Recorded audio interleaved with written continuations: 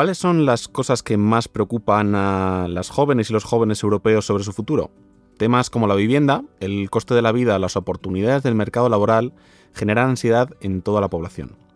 Pero más aún si tienes menos de 30 años y buscas emprender un proyecto de vida pronto. De hecho, el Eurobarómetro de febrero de 2025 refleja que, a la juventud, tanto europea como española, le preocupan principalmente esos temas, seguido de los conflictos internacionales, la erosión de la democracia, la desinformación, el impacto de la tecnología y la pérdida de competitividad. En el ámbito de las relaciones internacionales, el cambio de paradigma y la multipolaridad también afectan a las prioridades de España en materia de política exterior. Sin embargo, es difícil ver reflejadas las inquietudes específicas de la juventud. Pese a las profundas preocupaciones, la juventud europea no siempre está incluida en la toma de decisiones, ni se caracteriza por una participación extraordinaria. Esto nos hace cuestionarnos cómo de implicadas están las personas jóvenes en la política europea. ¿Cuál debe ser su lugar en los procesos de toma de decisiones políticas? Creemos que el euroescepticismo no solo se combate con datos y con discursos institucionales, sino también con comprensión, cercanía y dando voz a la gente joven, que al final somos los que vamos a tomar el relevo del proyecto europeo. Y creemos también que esto tiene mucho sentido de cara a la ampliación. De nuevo, en una Unión Europea de hasta 37 miembros, con mucha más diversidad histórica, diversidad de lenguas, diversidad de intereses. Todo esto es una oportunidad muy grande, pero también un reto que hay que saber afrontar. Y esta es nuestra propuesta. Durante los últimos 4 meses, el Real Instituto Elcano ha dirigido un proyecto cuyo objetivo es reconciliar a la juventud con la toma de decisiones. Se ha realizado con el apoyo del programa Hablamos de Europa, de la Secretaría de Estado de Unión Europea, perteneciente al Ministerio de Asuntos Exteriores, Unión Europea y Cooperación. El proyecto, conocido como Generación Europa, ha facilitado la colaboración de 7 jóvenes investigadores y 8 jóvenes investigadoras, junto con otros miembros junior y senior del equipo de investigación del Real Instituto. El audio que escuchábamos es un extracto de la conversación que tuvo lugar el pasado 28 de octubre en Madrid, que fue todo un éxito y nos recordó la necesidad de hablar de las preocupaciones de la juventud europea. Soy Fernando Gijón. Y yo, Blanca González. Y esto es Conversaciones Elcano, el podcast del Real Instituto Elcano, donde analizamos cómo nos afecta lo que pasa en el mundo. Hoy hablamos de juventud, Unión Europea y el proyecto Generación Europa.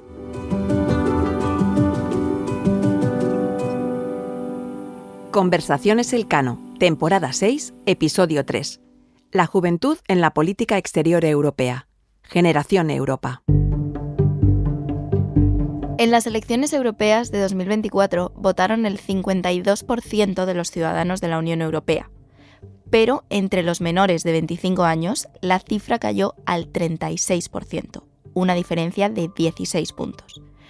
Pese a esta aparente apatía, solo un 6% de los jóvenes europeos se opone totalmente al proyecto europeo. Las identidades locales y nacionales son las que más imperan, pero un 30% de los jóvenes se identifican o bien exclusivamente como europeos o bien como europeos y nacionales. La mayoría no está en contra de la existencia de la Unión, pero sí cree que necesita cambios. Más de la mitad, un 53%, piensa que debe reformarse para funcionar mejor. Y aunque un tercio dice estar satisfecho con cómo van las cosas, hay un obstáculo importante. El 51% de los menores de 30 años reconoce que no entiende cómo funciona la Unión Europea.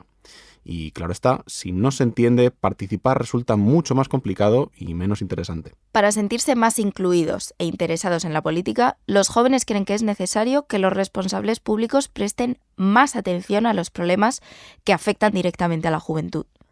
También reclaman más espacios para dialogar con quienes toman las decisiones. Por ello, es importante ofrecer espacios donde distintas generaciones puedan conversar, en lugar de mantener aisladas las voces más jóvenes, que se pueden tachar de idealistas o ingenuas. Esto, además, no es una demanda infundada.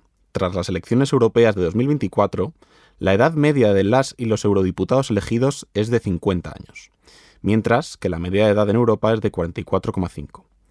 Además, de los 720 miembros electos del Parlamento Europeo, solo 36 tienen menos de 35 años, es decir, apenas un 5% de la Cámara.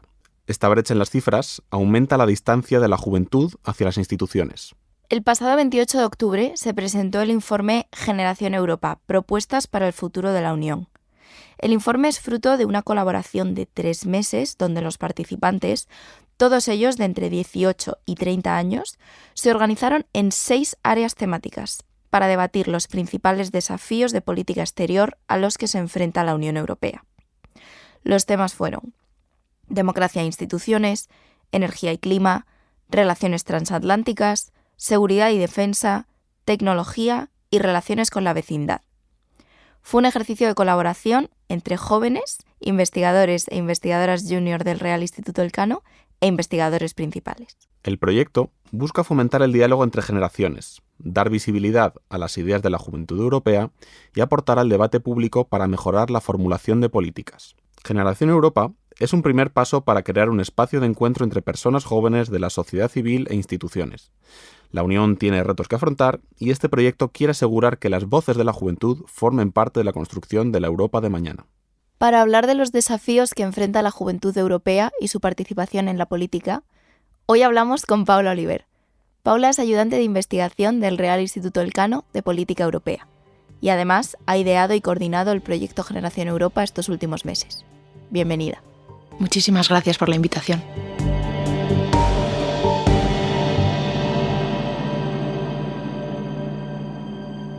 España es el 5º país de la Unión Europea en el índice Elcano de presencia global. Por sus dimensiones, población y economía, tiene potencial para ser un actor con voz propia en el proyecto europeo. Sin embargo, hay quien dice que España usa Europa como una manera de romper empates internos, en lugar de trasladar las prioridades de su ciudadanía al plano supranacional. ¿Cuál es la situación actual y cómo podemos potenciar las capacidades negociadoras de España en materia de política exterior? En España tenemos una muy mala costumbre que es elevar a Bruselas los debates que son profundamente nacionales. Y esto debilita nuestra posición tanto como interlocutor serio y también nuestra credibilidad para afrontar debates y tener propuestas. Esto demuestra que la UE se percibe desde España o bien como un hermano mayor que tiene que resolver las disputas de los menores porque no son capaces de ponerse de acuerdo entre ellos, o sino como una especie de escenario en las que se teatralizan un poco la polarización interna que tenemos. Y eso es inapropiado porque demuestra una cierta falta de seriedad. Los compañeros del Real Instituto Elcano destacaban en el informe España en el mundo en 2025 que el principal obstáculo para nuestra propia influencia, la influencia española en Europa, éramos nosotros mismos y la polarización que teníamos entre los principales partidos, no en cuanto a temas de sustancia de política europea, sino más bien en las formas. Y esto se demostró y tuvo un poco un impacto en la imagen que teníamos cuando se paralizó la aprobación del Colegio de Comisarios por la posible aprobación o no de Teresa Rivera, en aquel momento que era vicepresidenta del gobierno. Y aún así, España tiene capacidad de negociación porque tiene activos muy importantes, tanto a nivel institucional como a nivel temático. Por un lado, a nivel institucional, en el Consejo Europeo, la veteranía de Pedro Sánchez es destacable y también como uno de los principales líderes del Partido de Socialistas y Demócratas, de la agrupación europea de ese color. Al mismo tiempo, en el Parlamento, por ejemplo, los principales partidos europeos políticos, el Partido Popular Europeo y el Partido de los Socialistas y Demócratas, las delegaciones españolas allí son las segundas más grandes y esto nos da poder para que las preocupaciones concretas españolas en cuanto a los temas tengan más visibilidad, se puedan introducir enmiendas en ese sentido. Entonces, esto es un activo a nivel institucional. Luego España está destacando en su crecimiento económico por encima del resto de los miembros de la Unión Europea y también de la zona euro. Y en cuanto a los debates concretos, hay una apuesta muy clara en el cambio climático, por la agenda climática, hay una apuesta también en posicionamientos que han podido parecer de vanguardia y ahora se están demostrando que no lo son, y ahí España ha liderado y ha sido el ejemplo del conflicto en Gaza, también en nuestra relación con América Latina, que ahora se está viendo que es muy necesario buscar aliados estratégicos en el conflicto entre Estados Unidos y China. Entonces, esto también nos da una puerta de entrada al sur global como interlocutores válidos, en un contexto además en el que el eje franco-alemán, que ha sido el motor del proyecto de integración europea, no está funcionando demasiado bien por sus problemas domésticos, y que hace unos años salió Reino Unido una fuerza muy importante. Entonces, con este contexto institucional y de contenido, España realmente tiene cartas para ser un jugador importante, pero como decíamos antes, el principal obstáculo y nuestro principal enemigo somos nosotros mismos, y tendría que haber un cambio y demostrar un compromiso serio con la agenda europea y que esto se convierta en una política de Estado. Y hablando de esta agenda europea, ¿por qué es importante que las jóvenes y los jóvenes tengan acceso a estos foros como Generación Europa en el caso de hablar y hacer la política exterior? Esto es por diferentes motivos. El primero es que la juventud participe en los debates de política exterior debería ser un derecho. Son personas que participan en la vida política con los mismos derechos, debería ser que a los 20, que a los 45, que a los 60. Entonces son ciudadanos que ejercen el voto, pero parece que no tienen la capacidad o legitimidad de hablar de estos temas, cuando no debería ser así. En segundo lugar, porque es un poco un deber que se les dé acceso a estos foros. Es parte de nuestra responsabilidad social. Tradicionalmente, la política exterior creo que no da espacio a grandes giros, a muchísima volatilidad. Las decisiones que se toman en un momento tienen repercusiones que se notan durante los siguientes años, incluso décadas. Es verdad que Donald Trump está cambiando un poco las reglas del juego en este sentido, y a lo mejor esta concepción en los próximos años ya no se mantiene, pero bueno, funciona más o menos así, ¿no? Pero estamos viendo que se están tomando decisiones entonces ahora en las que los jóvenes no están implicados cuando son los principales afectados, o van a serlo a futuro, ¿no? Algunos ejemplos son pues los fondos de Next Generation EU que se aprobaron cuando con la crisis de la pandemia de la COVID-19, y se aprobaron una serie de subvenciones y préstamos que se financian con deuda pública conjunta europea y que se tiene que empezar a pagar entre 2028 y 2058.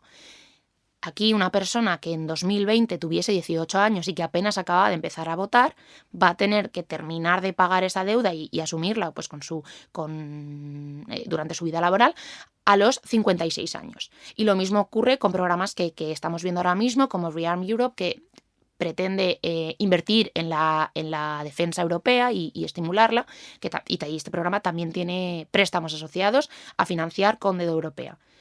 Si esos préstamos y esa deuda se aprobasen hoy mismo, tienen un vencimiento de 45 años. Es decir, que una persona de 18 años va a acabar de pagarlos a los 66. Claro, estos datos demuestran que es importante que en las decisiones de hoy de política exterior se implique a la juventud, y no solo tiene que ver con dinero. Que eso es verdad que es un dato que es bastante visible, ¿no?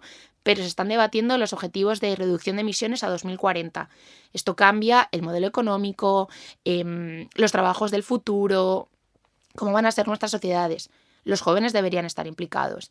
La IA generativa ya se estima que va a eliminar en torno a la mitad de los trabajos de entrada, de los primeros trabajos para los recién graduados, especialmente en los white collar jobs, los trabajos de oficina.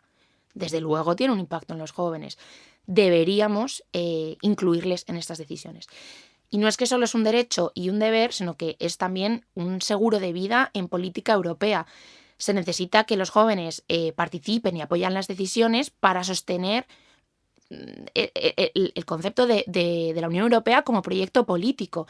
Si son ajenos, si son imposiciones, si no están empoderados de ninguna manera, es complicado que vean esas condiciones y esas decisiones pasadas como legítimas, y en un contexto de auge del euroescepticismo en ciertos sectores de la población es absolutamente imprescindible implicar a la juventud, porque si no es complicado que continúe el proyecto a futuro. Efectivamente, al hilo de lo que comentas, ¿no? De esta dinámica de toma de decisiones y acatamiento de esas decisiones por parte de una generación u otra, ¿cómo podemos evitar enfrentar a la juventud como generación que acata y a generaciones anteriores, que a lo mejor son las que están tomando más esas decisiones? ¿Cómo podemos evitar enfrentarlas y bueno, incentivar esa conversación? Esto es una pregunta que trasciende el ámbito de la política exterior y la política europea. Y lo vemos en nuestro día a día. Yo, evidentemente, no soy socióloga, no soy politóloga, entonces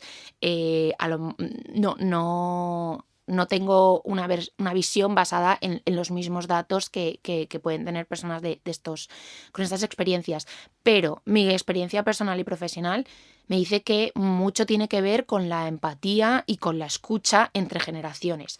Tenemos que salir de nuestras propias cámaras de eco, que encima en la juventud es muy notable, especialmente a través de las redes sociales, y abandonar ciertas etiquetas que también son muy reduccionistas y no contribuyen a la conversación.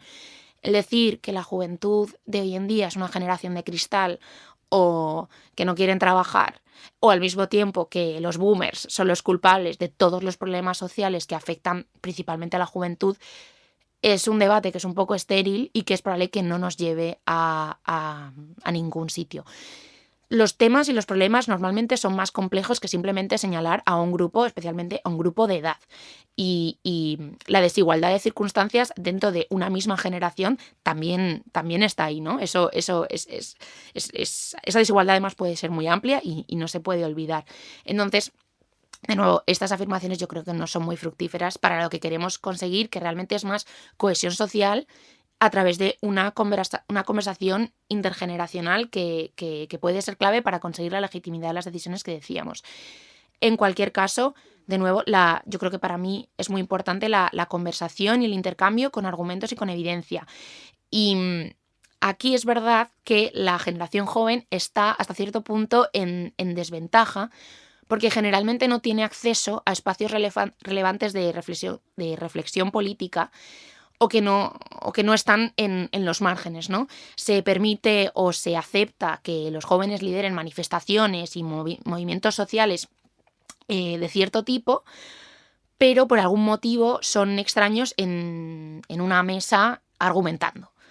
Y eso debería dejar de ser así. Entonces hay que crear esos espacios en los que se pueda hablar el mismo lenguaje entre las generaciones. Y que esos espacios también sean productivos, no que solo cumplan con ¿no? Cuando tienen que ir rellenando las casillas. Bueno, pues tenemos una persona joven, check, lo hemos conseguido. Tienen que, una vez que se sientan sobre la mesa, hay que establecer los canales para que esa conversación, el contenido de lo que se hable, tenga después ciertas trascendencias. Entonces, existen foros que se consideran intergeneracionales por incluir a una persona joven, pero tiene que haber un compromiso real por la participación juvenil. Y hablando de estas reflexiones y estos argumentos de los más jóvenes, ¿qué caracteriza a la política exterior que han imaginado los jóvenes que han participado de Generación Europa? Pues Generación Europa es un proyecto que lo han protagonizado 15 jóvenes, que les hemos seleccionado en un proceso competitivo de entre 1.100 candidaturas, lo cual fue un éxito desbordante que estamos muy contentos de haber alcanzado. Y bueno, estos jóvenes se han organizado en 6 grupos temáticos y han realizado 7 análisis al final en total. Y en ellas, pues las principales ideas que extraemos son 2. 1, hay una falta de cohesión interna y hay una fragmentación en la Unión Europea, especialmente entre los Estados miembros, que hace que sea difícil abordar algunos de los debates estructurales más urgentes. Y el segundo, hilo conductor o principal idea, es que se necesita una apuesta real por la autonomía estratégica que sea efectiva y no solo discursiva, porque estamos en un contexto internacional convulso, de cada vez más conflictos, en el que el orden multilateral basado en reglas, y las reglas, que es por lo que en la Unión Europea solemos regirnos, están en declive y aparece la ley del más fuerte. Entonces, esas son sus principales ideas que las van concretando en diferentes temas. Por ejemplo, en cuanto a la fragmentación interna entre los Estados miembros, identifican obstáculos que son importantes en 3 debates. El primero es en el de la ampliación. Estamos en un contexto en el que en torno a 10 países podrían adherirse a la Unión Europea en los próximos 10-15 años. Esto va a suponer muchísimos cambios a nivel presupuestario, a nivel de toma de decisiones, a nivel de incluir países con diferentes historias, cultura, etc.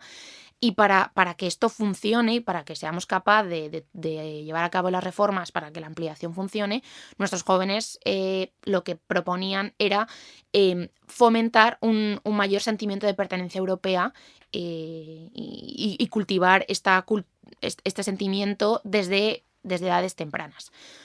Otra idea que ha aparecido es la preocupación por la gestión de todas las inversiones que van a ser necesarias para que la transición energética sea efectiva y sea posible. El esfuerzo de inversión va a ser enorme y el coste de esa inversión se tiene que distribuir entre la sociedad. No, hay un miedo a que se favorezca a la industria y a la industria que hace uso intensivo de energía y que eso penalice a las familias y a los colectivos más vulnerables. Entonces, desde la juventud se propone un pacto europeo de financiación de la transición con un horizonte 2030 y con 3 líneas de actuación.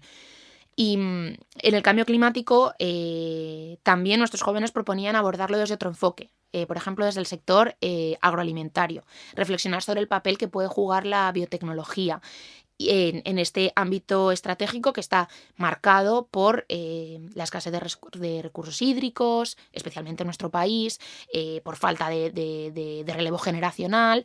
Entonces se propone la biotecnología como una nueva vía de actuación.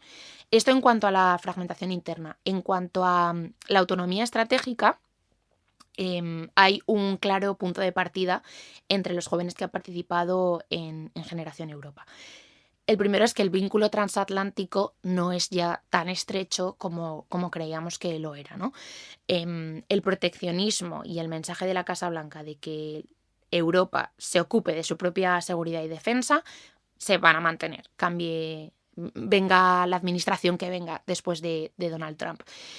Entonces, la juventud de Generación Europa lo que pide es que se recalibre esa relación y el peso de la UE en la misma, con menos dependencia en seguridad y defensa, con una red de seguridad económica que permite a la Unión Europea tomar sus propias decisiones geoeconómicas y la diversificación de mercados y alianzas. En seguridad y defensa, más concretamente, se pide que el concepto de seguridad europea sea más holístico, que tenga muy en cuenta las amenazas híbridas y las oportunidades y los retos que suponen la innovación y el desarrollo tecnológico. Pero también una defensa y un concepto de seguridad que sea proactivo, que no sea reactivo. Y para eso, de nuevo, vuelve el concepto de cultura, ¿no? Se necesita una cultura compartida de seguridad entre los europeos. Luego, en tecnología, nuestros jóvenes han puesto el énfasis en que Europa sí que tiene un papel que jugar en inteligencia artificial, lo cual contrasta con un poco el pesimismo que puede haber en ese ámbito, ¿no? Argumentan que es verdad que con Estados Unidos y China la carrera por los modelos de propósito general a lo mejor no tiene sentido pelearla porque los esfuerzos, la inversión que pongamos ahí no nos va a ayudar a llegar al nivel en el que ya están, porque nos llevan mucha ventaja, pero la Unión Europea puede tener ventajas competitivas en modelos especializados de inteligencia artificial que tengan aplicaciones concretas, como por ejemplo en salud. Y para esto se necesita movilizar muchísima inversión privada y también coordinar los esfuerzos que están haciendo los diferentes Estados miembros para conectar universidades y industria y startups, etcétera. Que tenemos que actuar de manera más coordinada. Y ya por último, otra de las ideas que ha definido Generación Europa es en cuanto a las alianzas estratégicas. En el momento en el que Estados Unidos el vínculo que hablábamos no es tan estrecho, hacen falta diversificar nuestras alianzas y aquí aparece América Latina como un socio clave con la cooperación al desarrollo como la principal base de la relación. Y lo que proponen es que sea horizontal, es decir, que Unión Europea y América Latina se perciban en los mismos términos, que sea sostenible, involucrando a los agentes locales, que sea una cooperación al desarrollo eficaz y real y no solo basada en la retórica, que ponga en el centro la perspectiva de género y los derechos humanos y también los valores democráticos desde un punto de vista humilde en el que la democracia se está erosionando en todo el mundo. Estas son las ideas de nuestros jóvenes, pero sí me gustaría hacer algunos matices, que es, estas ideas corresponden a 15 jóvenes, no son representativas de toda la juventud. Como el resto de la sociedad y como decía antes, la juventud es diversa y tienen ideas muy dispares. Por otro lado, estas ideas no engloban todas las ideas que pueden tener una persona joven, ¿no? Aquí es verdad que estaban restringidos a las 6 áreas temáticas que les proponíamos. Entonces, sería injusto y reduccionista decir que a la juventud no les preocuparon otros temas porque no se hayan cubierto en Generación Europa. Y luego el tercer apunte es que son temas que son muy similares a los que se tratan y abordan otras generaciones.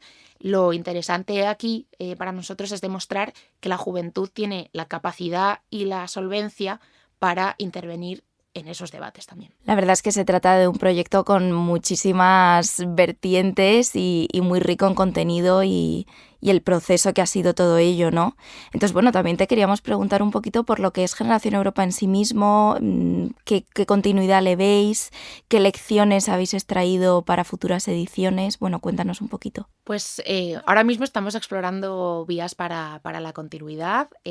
Creo que el evento del día 28 nos dio muchísimo empuje para demostrando esa capacidad y esa solvencia con que los jóvenes pueden hablar de política europea. Por lo que buscamos colaborar en otros proyectos sobre jóvenes con todas las organizaciones con las que tiene relación el Cano. También nosotros queremos predicar con el ejemplo y estamos en un momento de reflexión para pensar maneras de que los jóvenes estén más involucrados en la actividad del Cano, en las reflexiones estratégicas que llevamos a cabo y de manera que las ideas sobre política exterior y política europea desde una perspectiva joven pues puedan continuar y no se queden solo aquí.